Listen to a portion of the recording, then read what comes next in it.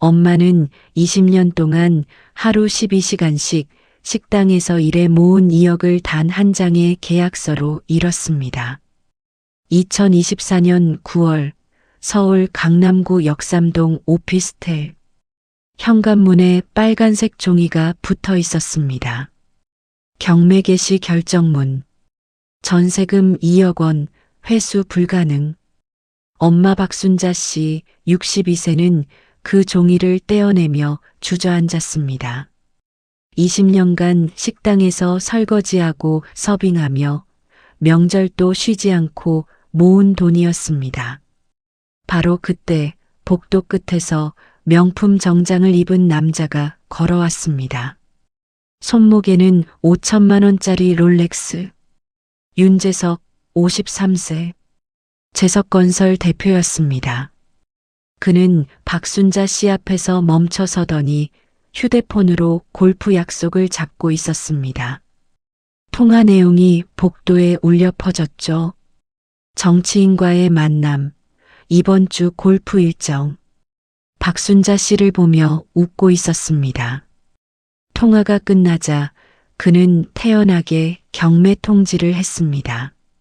3개월 안에 나가라고요. 옆집 문도 두드렸습니다. 거기도 똑같이 경매가 들어갔다면서 전세금은 은행이 먼저 가져가니 어쩔 수 없다고 말했습니다. 바로 그때 딸 박미연 씨가 도착했습니다. 33세, 금융감독원 불법 금융조사팀 차장이었죠. 미연 씨가 신분을 밝히고 따졌지만 윤재석의 대답은 차가웠습니다. 등기부등본 확인 안 하신 건 본인 책임 아닌가요? 명함을 던지듯 건네며 변호사를 통해 연락하라고 했죠. 엘리베이터 문이 닫혔습니다. 미연 씨는 명함을 뒤집어 봤습니다. 거기에는 윤재석이 수기로 적은 메모가 있었습니다. 역삼동 8호 경매 확정, 차익 1.2억 예상. 미연 씨가 등기부등본을 다시 확인했을 때 그 이유를 알았습니다. 선순위 근저당 2억 5천만 원. 윤재석은 전세금 2억을 받으면서 이미 은행에 2억 5천을 담보로 잡혀 있었던 겁니다. 집이 경매로 팔려도 은행이 먼저 가져가고 세입자는 한 푼도 못 받는 구조. 이게 바로 깡통 전세였습니다.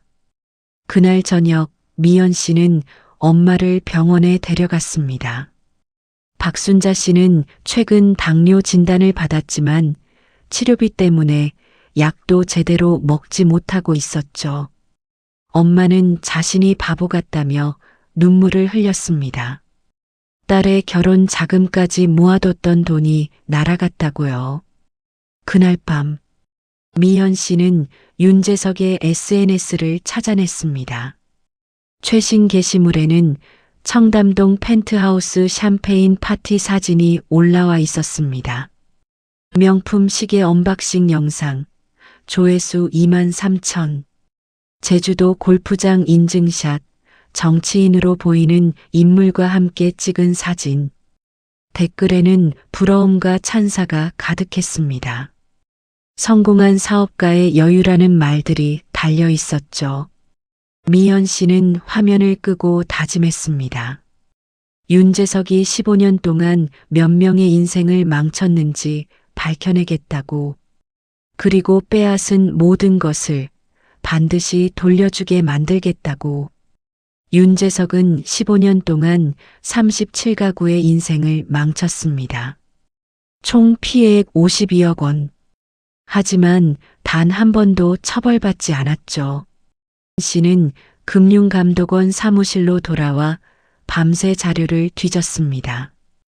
윤재석의 재석건설, 보유 건물 20채, 그중 15채가 동일한 패턴을 보였습니다. 15년 동안 윤재석은 같은 짓을 반복했습니다. 집을 사고 전세를 받고 대출을 당기고 경매로 넘긴 뒤 차익만 챙겼습니다. 법적으로는 완벽했습니다. 계약서에 모든 내용이 명시되어 있었고 등기부등본에도 다 나와 있었으니까요. 윤재석의 변호사는 항상 같은 말을 했죠. 피해자들이 등기부등본을 확인하지 않은 과실이라고요. 미연 씨는 다른 방법을 찾았습니다. 자금 흐름 추적. 윤재석의 개인 계좌, 재석건설법인 계좌, 그리고 연관된 페이퍼 컴퍼니 6개. 3주간의 추적이 시작됐습니다. 밤 11시 사무실에는 미연 씨만 남아 있었습니다. 모니터에는 수백 개의 거래 내역이 떠올랐죠. 전세금이 입금된 다음 날 윤재석의 개인 계좌로 거액이 이체됐습니다. 그 돈은 명품 매장, 해외 부동산, 고급 골프 클럽으로 흘러갔습니다. 법인 자금을 개인적으로 유용한 겁니다. 횡령죄. 더 파고들자 추가 범죄가 드러났습니다. 허위 감정가 조작, 보증금 반환 능력 없이 계약 체결, 세입자 보증금으로 추가 대출, 사기죄, 배임죄. 미연 씨는 마침내 증거를 확보했습니다. 그날 새벽 4시 미연 씨는 대학 선배인 강민준 검사에게 전화를 걸었습니다. 재석건설 윤재석, 이제 건드릴 수 있다고요. 하지만 현실은 녹록지 않았습니다. 같은 시각 역삼동 오피스텔. 엄마 박순자 씨는 짐을 싸고 있었습니다. 경매 낙찰 후 새 주인이 명도를 요구했거든요. 2억을 잃은 그녀에게는 새로운 전세금을 마련할 방법이 없었습니다. 병원비도 낼 수 없어 당뇨 치료를 중단한 지 오래였죠. 다음 주면 이 집에서 나가야 했습니다. 갈 곳은 없었습니다. 미연 씨는 엄마를 자신의 원룸으로 모셨습니다. 좁은 방, 싱글 침대 하나. 박순자 씨는 미안하다는 말만 반복했습니다. 딸의 결혼 자금까지 털어서 어떻게든 해보려 했지만 소용없었다고요. 미연 씨는 엄마를 안았습니다. 마음속으로는 윤재석에 대한 분노가 타올랐죠. 그로부터 일주일 후 미연 씨는 37가구 피해자 명단을 들고 직접 찾아다니기 시작했습니다. 첫 번째 피해자는 정수민 씨 45세였습니다. 10년 전 윤재석에게 1억 8천을 잃고 이혼까지 했죠. 전세금이 날아가자 남편이 그녀를 의심했고 결국 가정이 무너졌습니다. 아이는 남편이 데려갔고 정수민 씨는 지금 고시원에서 살고 있었습니다. 편의점 알바로 생계를 유지하면서요. 두 번째는 30대 신혼부부였습니다. 전세금 1억 5천을 잃고 빚만 남았죠. 아이를 낳으려던 계획은 무산됐습니다. 빚을 갚는 것만 10년이 걸릴 거라고 했습니다. 정수민 씨 이후에도 미연 씨는 수십 명을 더 만났습니다. 이혼, 빚, 포기한 아이 계획. 이야기는 모두 같았습니다. 인생이 망가졌다는 것. 윤재석은 법적으로 문제없다며 비웃었다는 것. 미연 씨는 37가구 중 32명을 모았습니다. 그리고 제안했죠. 집단 소송을 진행하겠다고. 윤재석의 범죄를 입증할 증거는 충분히 확보했으니 법정에서 이길 수 있다고요.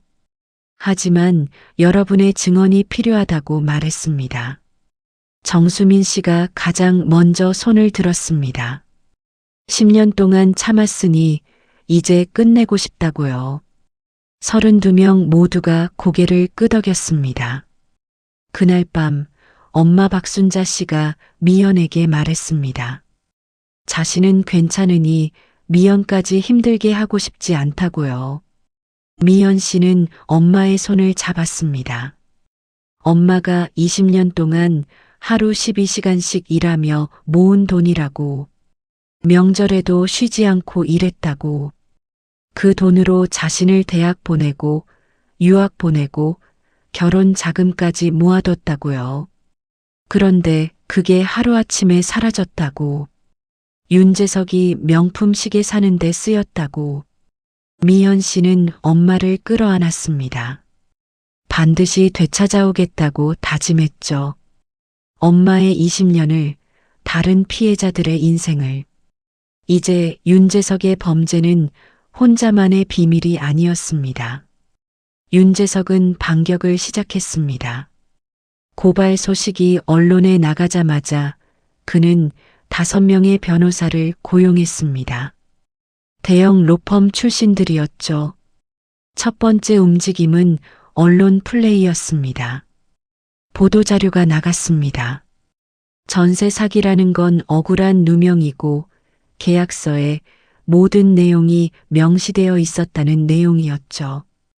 윤재석은 기자회견까지 열었습니다.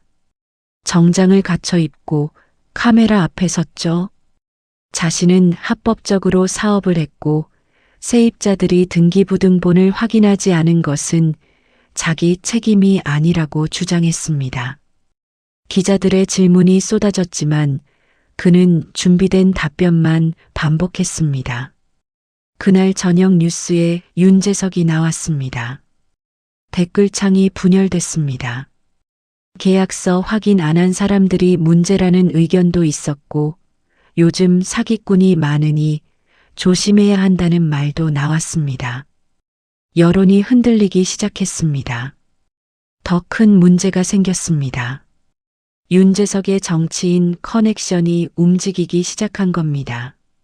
미현 씨가 근무하는 금융감독원에 압력이 들어왔습니다. 상급자가 미현 씨를 불렀죠. 이 사건에 개인적으로 너무 깊이 관여하는 것 같다는 지적이었습니다.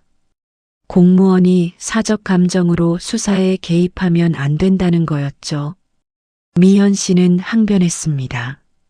이건 사적 감정이 아니라 공익을 위한 조사라고요.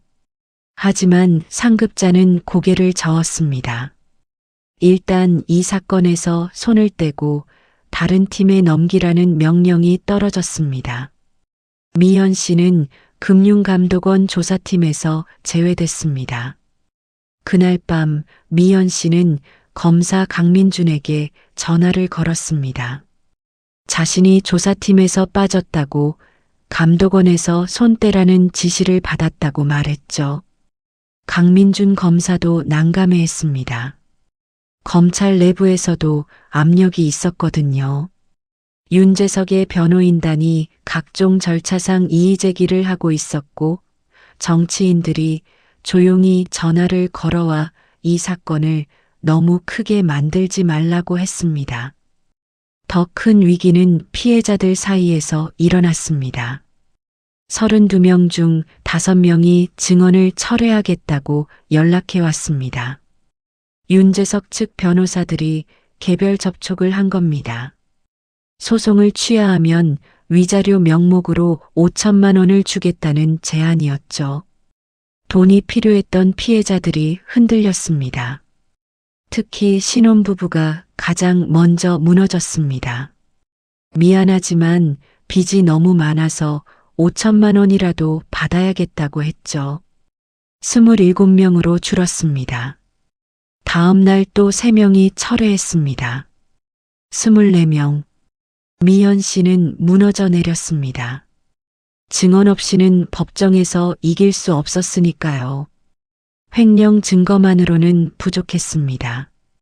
피해자들의 직접적인 증언이 있어야 사기죄가 성립됐죠. 설상가상으로 엄마의 건강이 악화됐습니다. 박순자 씨는 당뇨 합병증으로 쓰러졌습니다. 응급실에 실려갔죠. 의사는 치료를 너무 오래 중단해서 지금부터라도 제대로 관리해야 한다고 말했습니다. 입원비만 일주일에 200만 원. 미현 씨의 월급으로는 감당할 수 없는 금액이었습니다. 병실 침대에 누운 엄마가 그만하자고 했습니다. 자신은 괜찮으니 소송 취하하고 합의금이라도 받자고요. 미연 씨는 대답하지 못했습니다. 그날 밤 미연 씨는 원룸에 혼자 앉아 있었습니다. 책상 위에는 엄마의 병원비 고지서와 윤재석 측 변호사가 보낸 합의 제안서가 놓여 있었습니다. 박순자 씨에게 합의금 1억 원을 제시한다는 내용이었죠. 소송 취하 시 즉시 지급. 1억 원. 엄마의 병원비를 내고도 남는 돈이었습니다. 손을 뻗으면 끝날 일이었죠. 하지만 미연 씨는 고개를 저었습니다. 엄마가 20년 동안 모은 돈은 2억이었습니다. 1억은 윤재석이 챙긴 거였죠. 그리고 다른 피해자들은요? 정수민 씨는 아직도 고시원에서 살고 있었습니다. 24명의 피해자들도 여전히 빚에 시달리고 있었고요. 미연 씨는 다시 서류를 펼쳤습니다. 3주간 추적했던 윤재석의 자금 흐름, 횡령 증거, 허위 감정 증거, 페이퍼 컴퍼니 자료, 그리고 마지막 파일. 미연 씨는 멈췄습니다. 지난주에 확보했던 녹취 파일이 있었습니다. 정수민 씨가 10년 전 계약 당시 녹음해뒀던 것이었죠. 윤재석의 목소리가 명확하게 들렸습니다. 그 집은 깨끗하고 대출이 하나도 없으니 안심하고 계약하라는 말이었습니다. 하지만 실제로는 2억 근저당이 잡혀 있었습니다. 명백한 사기였죠. 미연 씨는 파일을 다시 재생했습니다. 한 번, 두 번, 세 번. 윤재석의 거짓말이 반복해서 들렸습니다. 미연 씨는 휴대폰을 집어들었습니다. 정수민 씨에게 전화를 걸어 이 녹취 파일을 법정에서 쓸 수 있을지 물었죠. 정수민 씨의 목소리가 떨렸습니다. 써도 된다고 했습니다. 10년 동안 이 파일을 버린 적이 없었다고요. 언젠가 쓸 날이 올 거라고 믿었다고 했습니다. 미연 씨는 눈물을 닦았습니다. 합의 제안서를 찢어버렸습니다. 이제 선택은 끝났습니다. 끝까지 가는 겁니다. 재판 전날 밤 미연 씨는 잠을 이루지 못했습니다. 내일이면 모든 게 결정됐죠. 이기거나 지거나. 2024년 11월 15일 서울중앙지방법원. 법정에는 24명의 피해자들이 앉아 있었습니다. 윤재석은 명품 정장을 입고 변호인단 5명과 함께 들어왔습니다. 여전히 여유로워 보였죠. 재판이 시작됐습니다. 검사 강민준이 기소 내용을 낭독했습니다. 특정경제범죄법 위반, 사기죄, 횡령죄, 배임죄. 15년간 37가구에서 52억 원을 편취한 혐의였죠. 윤재석 측 변호인이 반박했습니다.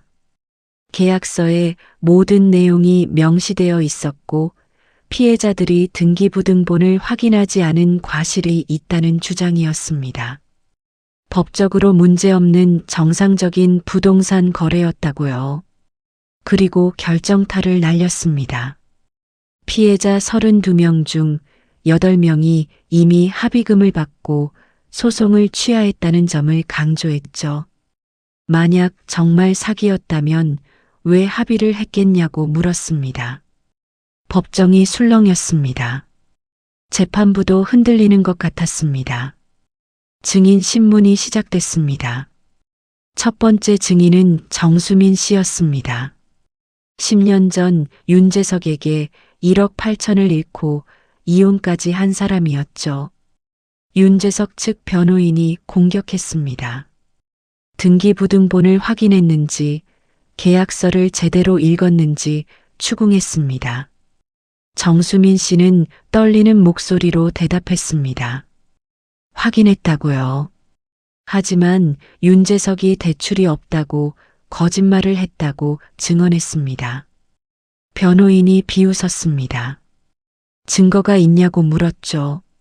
10년 전 일인데 어떻게 증명하겠냐고요. 법정안이 조용해졌습니다. 재판부도 변호인단도 말을 멈췄습니다. 바로 그때였습니다. 검사 강민준이 일어섰습니다. 증거가 있다고 말했죠. 법정 스크린에 파일이 재생됐습니다. 10년 전 정수민 씨가 녹음했던 파일이었습니다. 윤재석의 목소리가 법정에 울려 퍼졌습니다. 이 집은 깨끗해요. 대출 하나도 없어요. 안심하고 계약하세요. 하지만 실제 등기부등본에는 2억 근저당이 잡혀 있었습니다. 명백한 사기였죠. 법정이 술렁였습니다. 윤재석의 얼굴이 굳었습니다. 강민준 검사는 계속했습니다. 두 번째 녹취 파일을 재생했죠. 다른 피해자가 녹음한 것이었습니다. 거기서도 윤재석은 똑같이 거짓말을 했습니다. 대출이 없다고, 안전한 집이라고. 세 번째 파일, 네 번째 파일, 총 7개의 녹취록이 공개됐습니다. 모두 같은 내용이었습니다. 윤재석이 세입자들에게 거짓말을 했다는 증거였죠. 그리고 결정적인 증거가 나왔습니다. 미현 씨가 3주간 추적한 자금 흐름 자료였습니다. 전세금이 윤재석 계좌로 입금된 다음 날 명품 매장으로 돈이 흘러갔습니다. 해외 부동산, 고급 골프 클럽, 정치인 후원금, 법인 자금을 개인적으로 유용한 명백한 횡령이었죠. 강민준 검사가 마지막 증거를 제시했습니다. 윤재석이 SNS에 올렸던 사진들이었습니다. 청담동 펜트하우스 샴페인 파티, 5천만 원짜리 명품 시계 언박싱, 제주도 골프장에서 정치인과 찍은 사진, 개시 날짜를 확인하자 모두 전세금을 받은 직후였습니다. 피해자들의 돈으로 호화 생활을 한 겁니다. 윤재석 측 변호인은 더 이상 반박하지 못했습니다. 재판부가 최후 진술 기회를 줬습니다. 윤재석은 아무 말도 하지 못했습니다. 2주 후 선고 공판. 재판장의 목소리는 낮았고 단호했습니다. 판결문을 읽어 내려갔죠. 피고인 윤재석에게 징역 12년 및 벌금 50억 원을 선고한다는 내용이었습니다. 또한 피해자들에게 총 52억 원을 배상하라는 명령도 내려졌죠. 법정에서 환호성이 터졌습니다. 24명의 피해자들이 눈물을 흘렸습니다. 미현 씨는 엄마를 끌어안았습니다. 박순자 씨도 울고 있었죠. 하지만 미현 씨는 아직 끝나지 않았다는 걸 알았습니다. 판결은 났지만 실제로 돈을 돌려받는 건 별개의 문제였으니까요. 일주일 후 재산 압류 절차가 시작됐습니다. 미현 씨는 엄마를 데리고 그 현장에 갔습니다. 청담동 윤재석의 20억짜리 펜트하우스, 집행관들이 명품 가방, 시계, 그림에 압류 딱지를 붙이고 있었습니다. 윤재석은 수갑을 찬 채 그 모습을 지켜봤습니다. 창백한 얼굴이었죠. 미현 씨가 그에게 다가갔습니다. 윤재석에게 엄마를 기억하냐고 물었습니다. 62세, 20년 동안 식당에서 일하며 모은 2억을 잃은 사람이라고요. 지금 당뇨 치료도 못 받고 있다고 말했죠. 윤재석은 고개를 돌렸습니다. 미현 씨는 계속했습니다. 윤재석이 그 돈으로 산 5천만 원짜리 시계를 가리키며 이제 모든 걸 돌려줄 차례라고 말했습니다. 15년 동안 빼앗은 모든 것을요. 집행관이 시계를 압류했습니다. 박순자 씨는 그 시계를 보다가 조용히 고개를 돌렸습니다. 윤재석은 아무 말도 하지 못했습니다. 그날 윤재석의 전 재산이 압류됐습니다.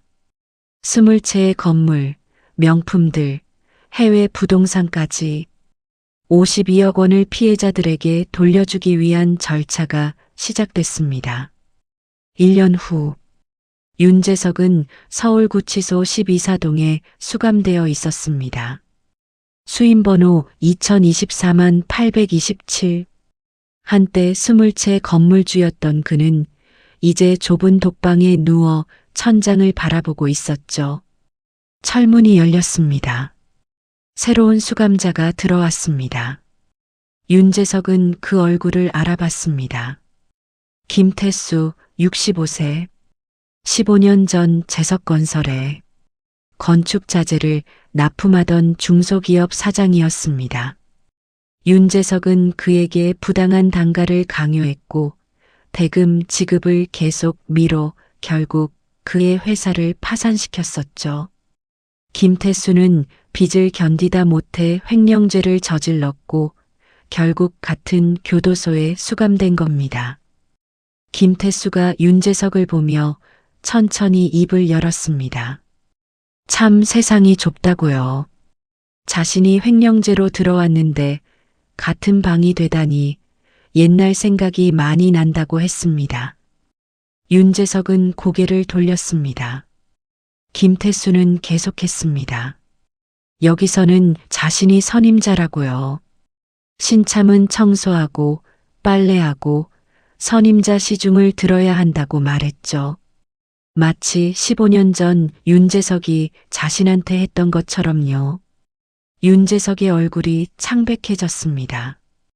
같은 시각 박순자 씨는 작은 아파트 베란다에서 화분에 물을 주고 있었습니다.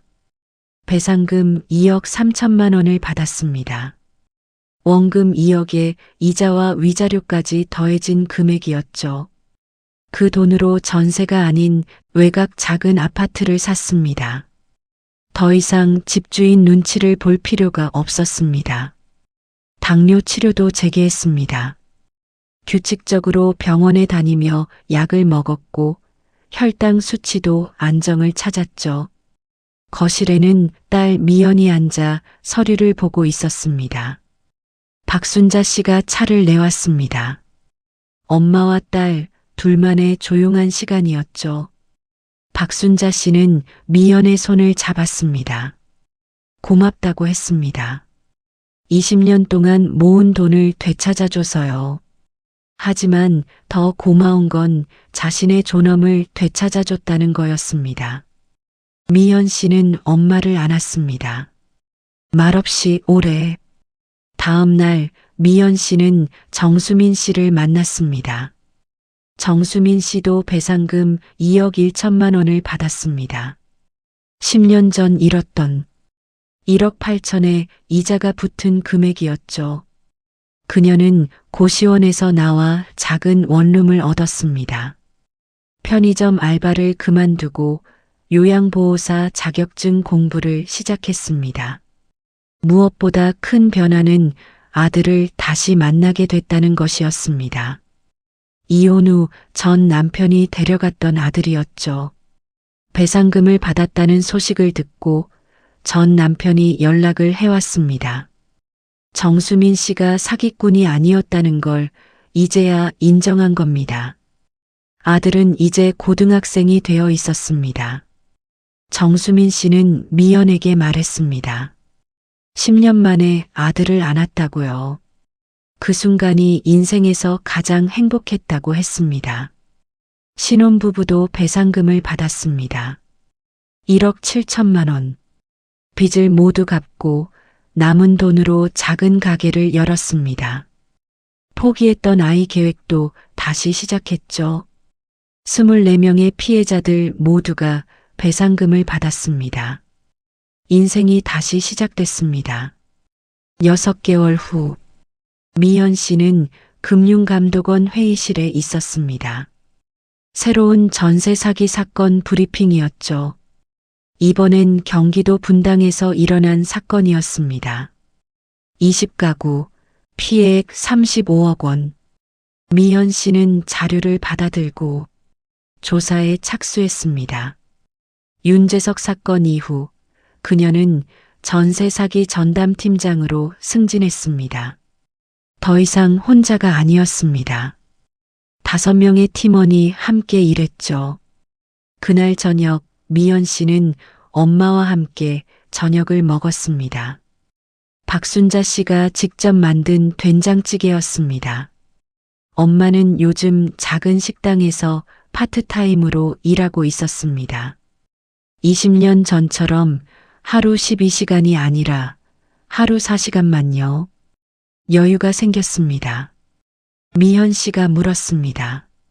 엄마, 행복하냐고요? 박순자 씨는 웃으며 대답했습니다. 행복하다고요. 집도 있고 건강도 회복됐고 딸과 함께 살고 있으니까요. 무엇보다 다시 당당해졌다고 했습니다. 20년 동안 일한 돈을 사기꾼한테 빼앗겼다는 수치심에서 벗어났다고요. 미연 씨는 엄마의 손을 잡았습니다. 그날 밤 미연 씨는 책상 앞에 앉아 새 사건 자료를 펼쳤습니다. 분당의 20가구 피해자 명단이었죠. 그중 한 명은 70대 노부부였습니다. 평생 모은 돈 1억 5천만 원을 잃었다고 적혀 있었습니다.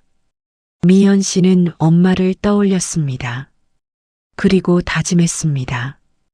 더 이상 엄마 같은 피해자가 생기지 않도록 하겠다고요. 법이 늦을 수는 있어도 반드시 정의는 세워진다고요. 창밖으로 서울의 야경이 펼쳐졌습니다.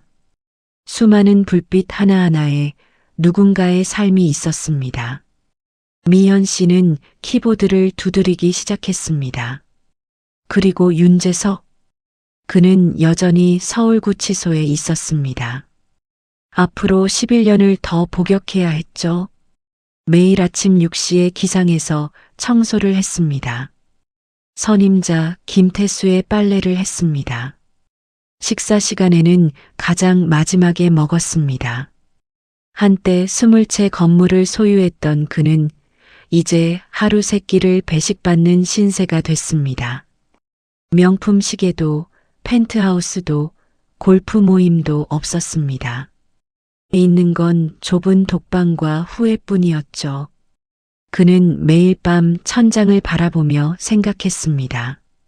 자신이 망친 37가구의 삶을요. 하지만 이미 늦었습니다. 법은 늦었지만 반드시 왔습니다. 그리고 정의는 결국 승리했습니다. 그날 울던 사람은 다시 고개를 들었습니다. 돈도 억울함도 되찾았으니까요.